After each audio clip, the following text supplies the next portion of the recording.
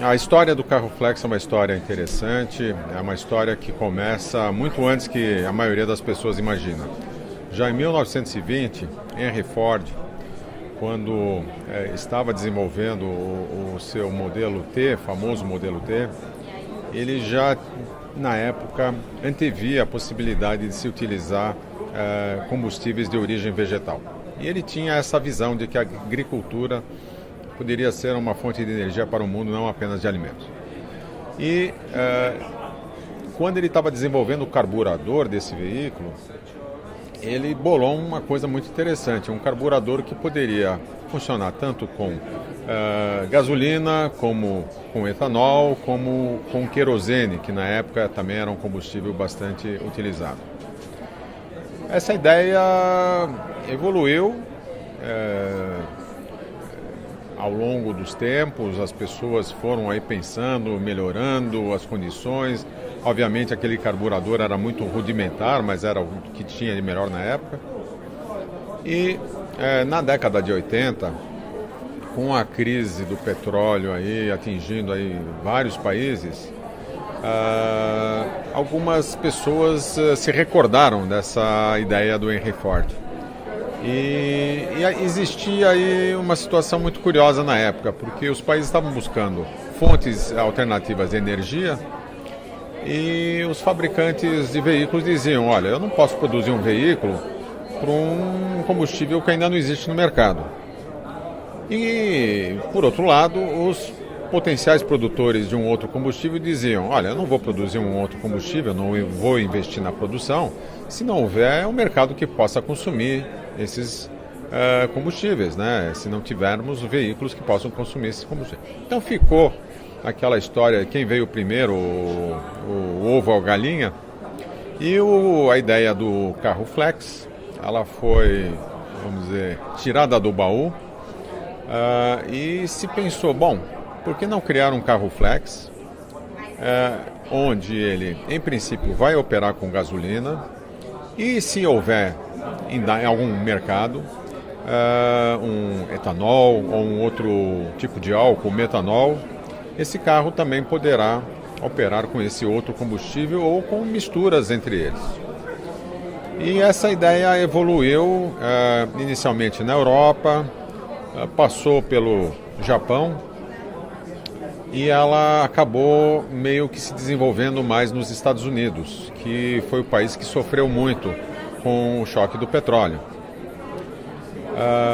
E as montadoras norte-americanas, elas se sentiram motivadas a perseguir um pouco essa ideia e desenvolver uma tecnologia flex mais avançada, à medida em que o governo norte-americano baixou uma lei onde era importante que as montadoras buscassem combustíveis alternativos, justamente para diminuir a dependência norte-americana do petróleo, e deu incentivos fiscais para as empresas que trouxessem para o mercado veículos com essas características. E aí surgiu, vamos dizer, o primeiro veículo flex moderno, trazido para o mercado em 1992 pela Chevrolet, o modelo Lumina, e que esse, vamos dizer, pode ser considerado o pai dos veículos flex modernos. Muito bem, essa ideia foi se desenvolvendo nos Estados Unidos e quando nós chegamos aqui no final da década de 90, onde houve uma perda de interesse pelo etanol em nosso país,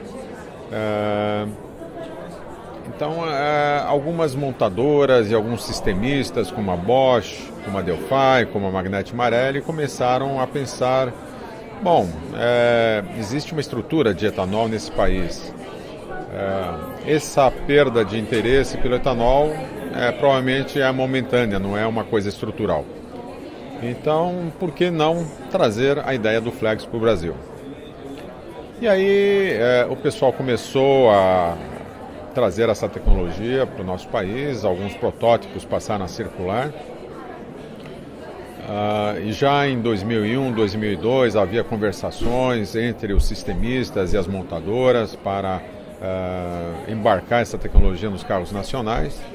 até que houve um acordo com o governo, onde o governo federal se dispôs a classificar para efeitos fiscais, em termos de IPI, o veículo flex na mesma categoria do veículo etanol, que tinha alguma vantagem.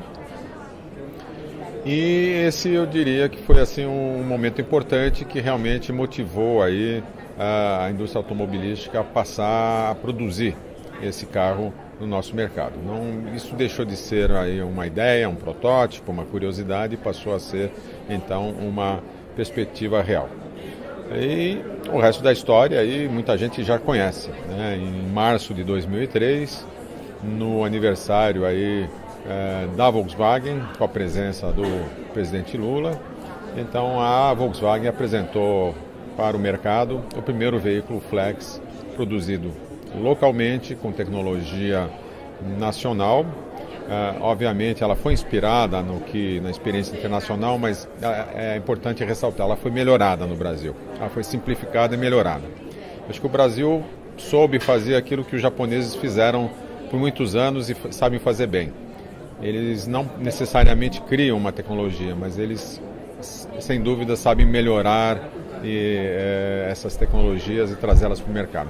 E foi o que foi feito no Brasil, né? Muita gente acha que o veículo flex é uma invenção nacional, como eu já disse, ela data já quase 100 anos, mas não é isso que importa. O que importa é que a engenharia automobilística nacional trouxe a sua contribuição.